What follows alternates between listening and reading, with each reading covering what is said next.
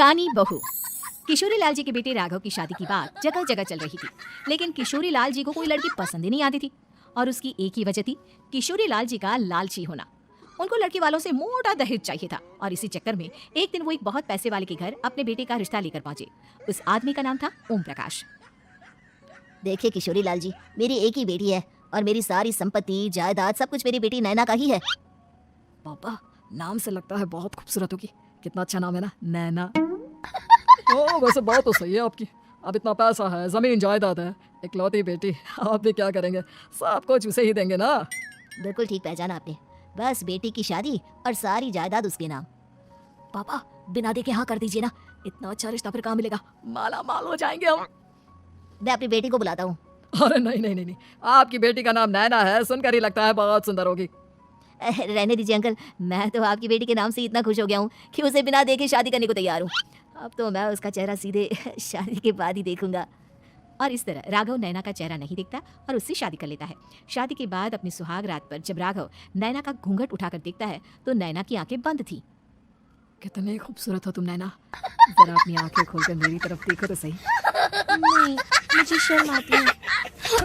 मैंने तुम्हें शादी से पहले भी नहीं देखा, और अब अगर तुम आंखें खोलकर मुझे देखोगी भी नहीं तो मुझे अच्छा कैसे लगेगा?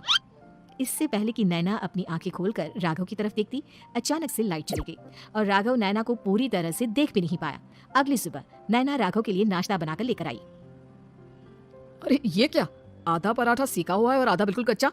ये तुमने क्या किया नैना? बहू, तुमने क्या आधा पराठा तवे से नीचे लटका कर रखा था, जो आधा सिका है और आधा कच्चा? मुझे जितना दिखेगा उतना ही तो सीखूंगी ना पापा जी।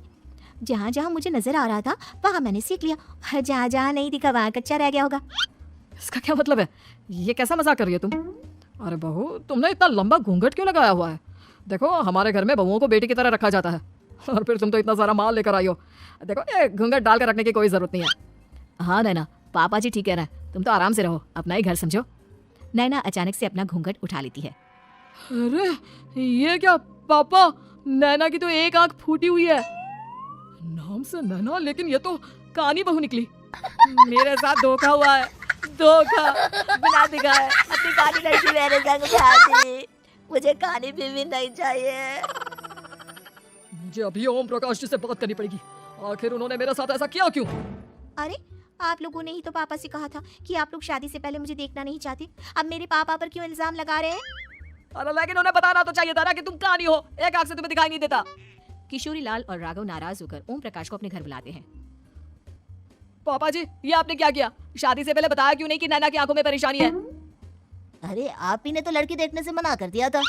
अरे लेकिन आप बता तो सकते थे। आपको तो हमारी बेटी की प्रॉपर्टी चाहिए थी, वो भी पूरी की पूरी। अब क्या हुआ अगर उसे आधा दिखाई देता है? प्रॉपर्टी तो आपको पूरी मिल गई ना। अरे ये क्या बात हुई? मेरी शादी प्रॉपर्टी से नहीं, आपकी बेटी से हुई है।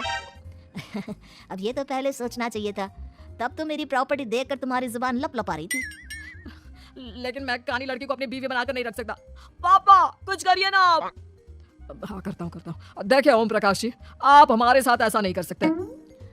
और तुम देखो, अगर तुमने मेरी बेटी से शादी तोड़ी ना, तो जो भी प्रॉपर्टी मैंने तुम्हें दी है वो तो पूरी की पूरी वापस ले ही लूंगा, और आधी प्रॉपर्टी तुम्हारी भी लूंगा। अरे मेरी आधी प्रॉपर्टी भला क्यों लेंगे आप?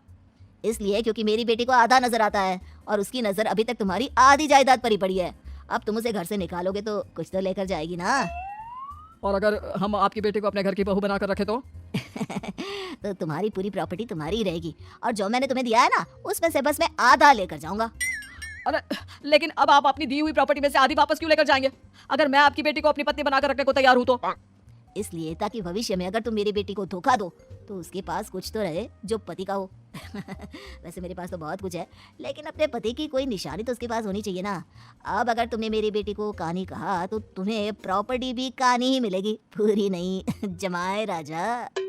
किशोरी लाल और राघव समझ चुके थे कि वो बुरी तरह फंस चुके हैं और अब उनके पास वहां से निकलने का कोई चारा नहीं है। अब समझ में आया ना, लालच बुरी बला होती है। एक तो तुम्हें प्रॉपर्टी मिली, ऊपर से बीवी मिली, उसमें तुम्हें नखरे भी दिखाने हैं। आए बड़े, चुपचाप बैठो तुम। कुछ दिनों के बाद नैना राघव की कार लेकर बाजार घूमने निकलती है और जब कार लेकर वापस आती है। ये क्या, एक तरफ से मेरी गाड़ी पूरी खराब हो चुकी है। लगता है तुमने मेरी गाड़ी को किसी दूसरी गाड़ी के साथ एक्सीडेंट किया है। अरे कितना बड़ा नुकसान कर दिया तुमने बहू।